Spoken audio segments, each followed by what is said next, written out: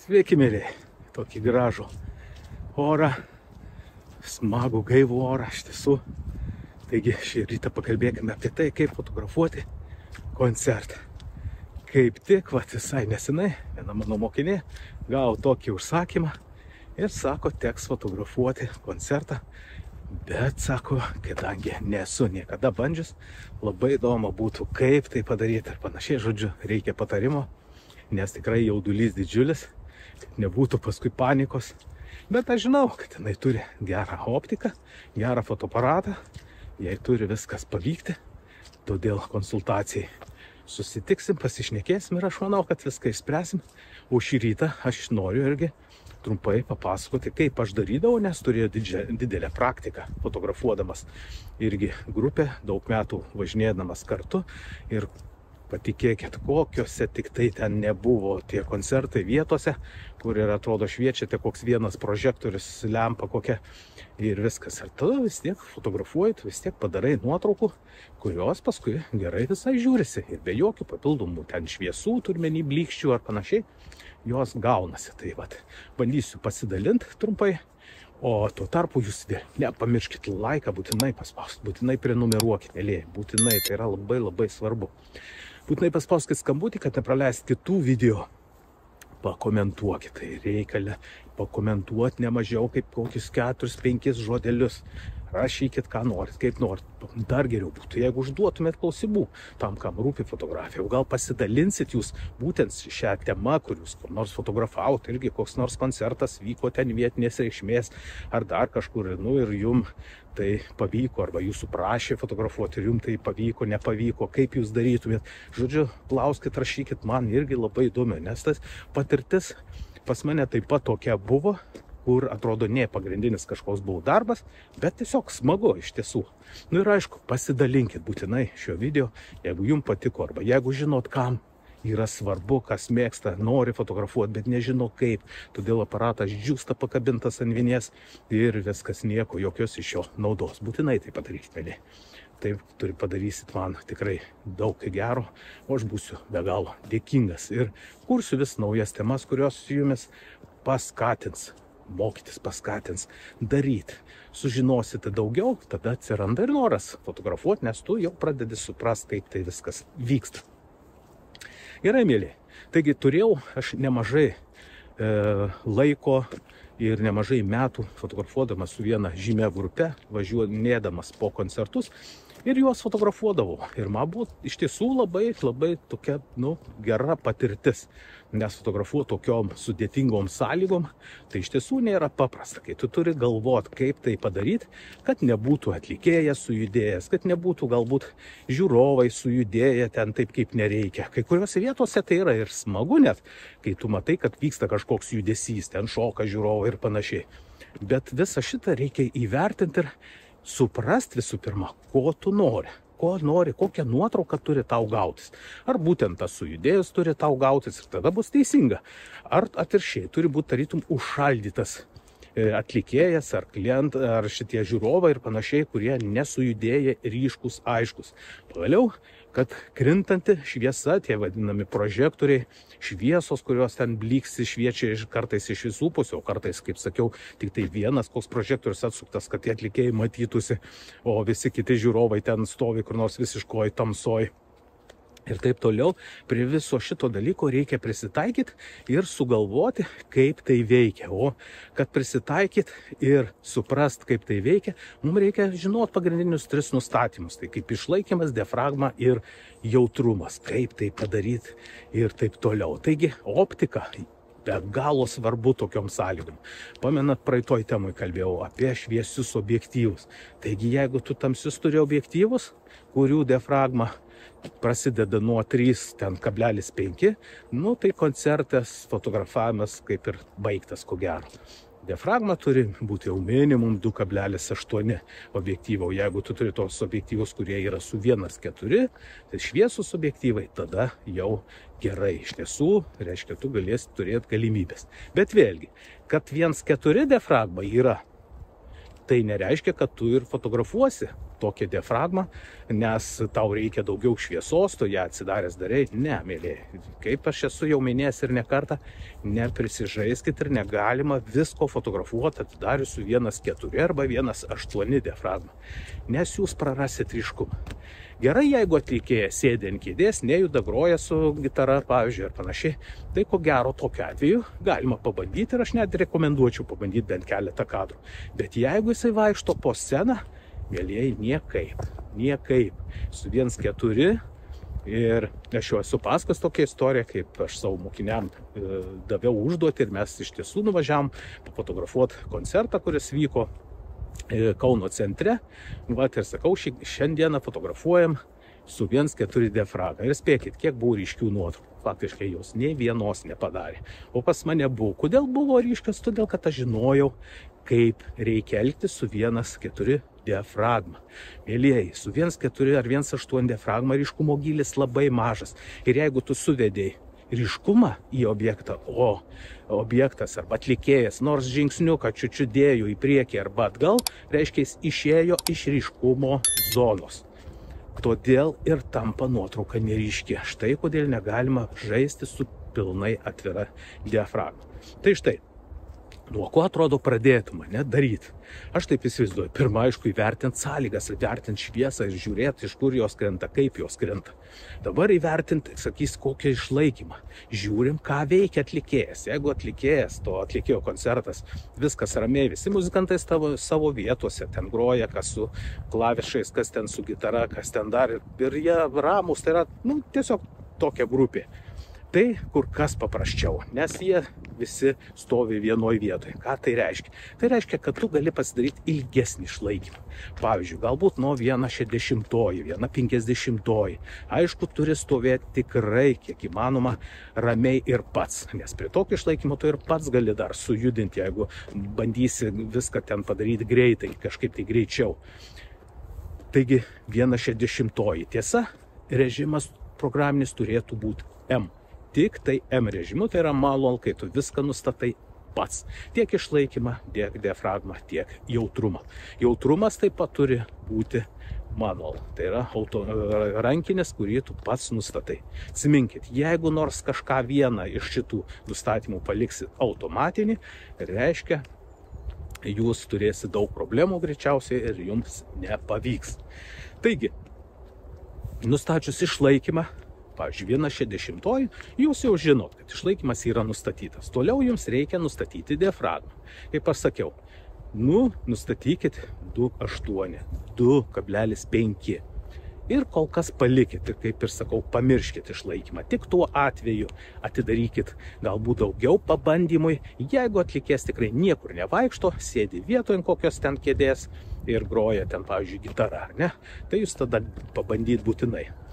Dabar sakysiu tai kokio objektyvo. Aš naudodavau visą laiką 2 objektyvus. Vieną pasimdavau 85 mm su 1.4 diafragma ir plataus kampo objektyvą turėdavau 14-24 su 2.8 diafragma. Kodėl aš juos paimdavau? Su 85 aš galėdavau padaryti labai gražių atlikėjų portretų iš toliau ir kiek man reiktų, kad ryškumo gylis būtų mažesnis ar didesnis, tai yra, kad fonas labiau lietus ar mažiau, manas buvo labai patogus, aš su juo įpratau, išmokau ir tai labai tiko. Galit būti 50-ukas, bet 50-ukas gausis viskas pakankamai iš toli.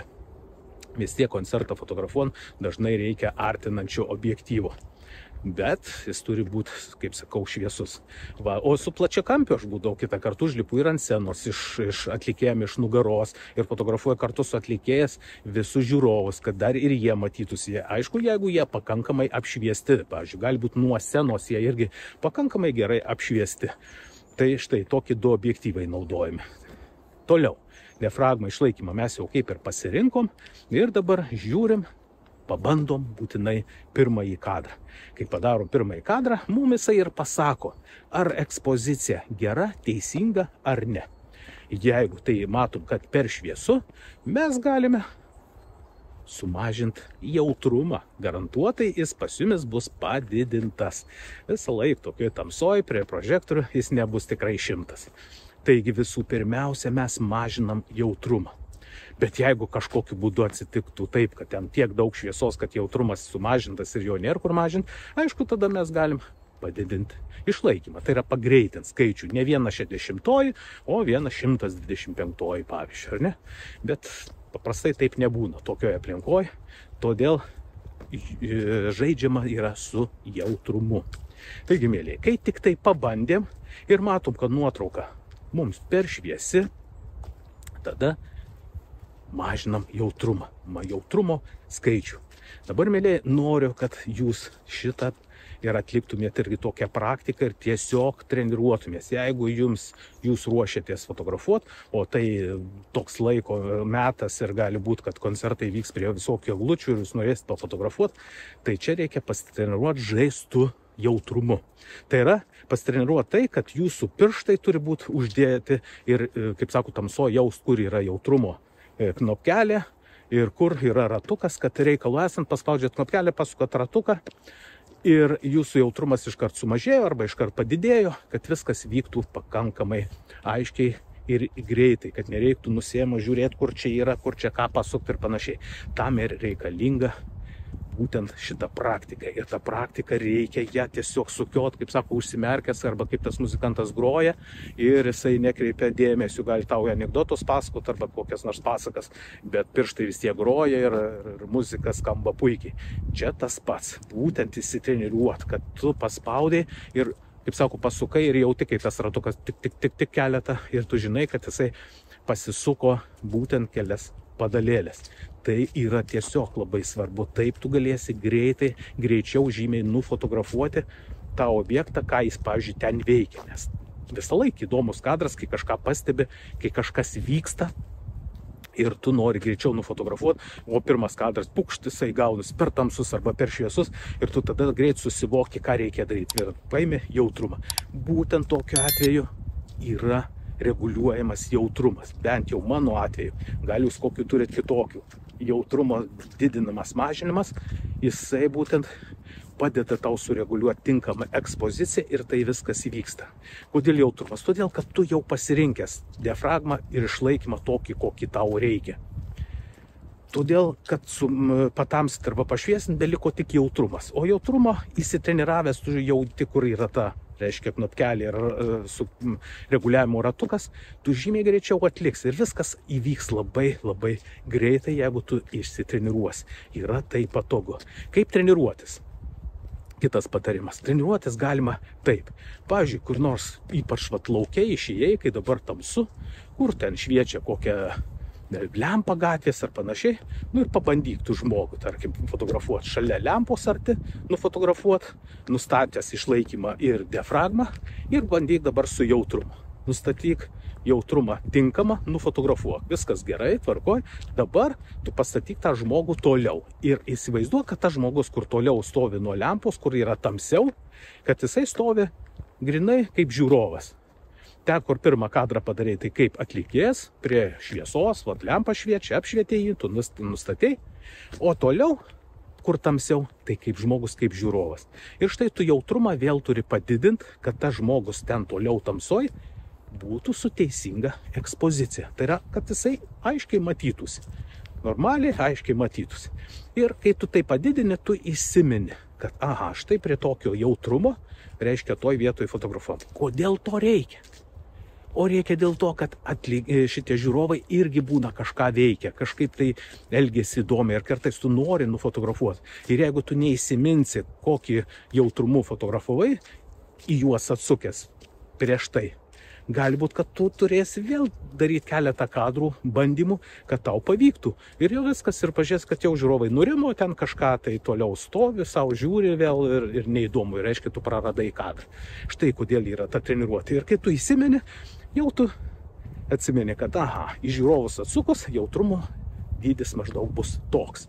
Ir viskas gerai, nufotografuoji, įsiminiai, toliau vėl fotografuoji atlikėją, kaip jis ten kažką tai veikia ir taip toliau ir panašiai. Tai štai tokia praktika, jinai labai stipriai padeda atlikti tau tokį darbą fotografuojant koncertą. Aišku, didieji koncertai, kur salėse, arenose ir panašiai, greičiausiai niekas ten neįleis, nebent turėt kažkokį specialų leidimą. O specialų leidimą, kaip spaudos leidimą, dažniausiai vis tiek, jeigu ir leidžia tik į tam tikrą vietą, kad tu padarytum kažkiek tai kadrų ir galėtum duoti spaudai pafotografuoti. O čia, mėlėjai, kada jau tu koncertas kažkoks paprastesnis ir tave pakvietė pafotografuoti, tai reikia būti drąsiam, nefotografuoti visai prieš sceną ir tu vis pastoviai tą atlikėją fotografuoji. Gerai, nueiti iš vieno kampo, iš kito kampo, iš toliau, jeigu su plačia kampiu, kad matytųsi ir žiūrovai ir ten toliau ant scenos. Jeigu eina ant scenos užlipti, nufotografuoti taip pat už nugaros atlikėjų, kad matytųsi ir žiūrovai. Ir visokių tą rakursų, kiek tik įmanoma, žodžiu, vaikščioti, iš visų pusių vaikščioti. Kas dar yra svarbu, kad ekspozicija neturėtų būti per šviesi. Visą laiką atsiminkit, geriau nuotrauka šiek tiek tamsesnė nei per šviesi. Kodėl taip yra? Todėl, kad lempo šviečia, todėl vieno lempa pačioj scenoj stipriau šviečia, kiti silpniau šviečia ir taip toliau. Da, jeigu jos mirksi, dar savo duoda. Taigi, čia galima daug kalbėti. Praktika būtų, aišku, geriausia, kaip pabandėjai vieną kitą kartą. Tai štai, o kai atsitinka pirmas kartas, turi streso šiokio tokio, bet šitas patarimas, aš manau, jum padės tikrai padaryti gerų nuotraukų. Tik įsiklausykit, paklausykit dar ir dar kartą. Ir aš manau, kad jūs tikrai padarysite, nes tai nėra taip sudėtinga, jeigu laikytis būtent šito mano nurodymo ir padarysite, viskas bus gerai. Mėlėjai, tikrai jau ilgai kalbu, todėl noriu jums pasakyti, kad pas mane galima mokytis net 2 būdais, mėlėjai. Dabar šventės jau yra nuolaidos, jau galima įsigyti su nuolaida fotografijos kursus individualiai ir savarankiškai. Savarankiškai net 10 temų, mėlėjai. Mokytis galit patys, kur nori būdamas, kada nori ir kiek nori. Įsijungiai ir žiūri video, tik turėk aparatą šalia ir daryk tai, kas tau sakoma. Aš manau, tai yra puikus būdas mokytis net 10 temų. Išgirsti, išmokti, suprasti ir žiūrėk, jau jūsų šventė bus kitokia, nes jūs galėsite nufotografuoti tiek šeimą, tiek kažkur, o gal kas žino, gal pradėti ir gal dar paimas iš to, kad ką jūs išmoksite. Tai yra puikus būdas mokytis, prisiminkit, net 10 temų, nuolaidos jau galioja ir nuorodos yra po šiuo video, būtinai paspauskit, pažiūrėkit ir suraskit. Ir mano svetainė, galima ją įvesti www.foto_kursai.lt arba įvesti www.fotografijoskursai.lt. Ant tos pačios svetainės yra 2 adresai. Tai štai. Na ir individualūs kursai, tai yra kažkas tai superiško, nes visi, kas mokėsi, mokiniai tikrai, sako, džiaugiasi. Kodėl? Todėl, kad kalbama tik su juo, neskirta visas dėmesys tik tai jam. Visi jo klausimai atsakomi čia pat. O jeigu ne, mes visą laiką palaikom ryšį per Facebook ar bet kokį kitą messengerį ir viskas įsiaiškinam, kas buvo neaišku, kas dar kažko nesuprantam. Susitinkam net 12 akademinių valandų. Mokomės tam, kad suprast, kaip tai veikia. Taigi individualūs kursai tai visai kitas lygis. Ir kaip sakiau, mes mokomės tik tai tu ir aš. Visas dėmesys tau, visi profesionalūs patarimai tau.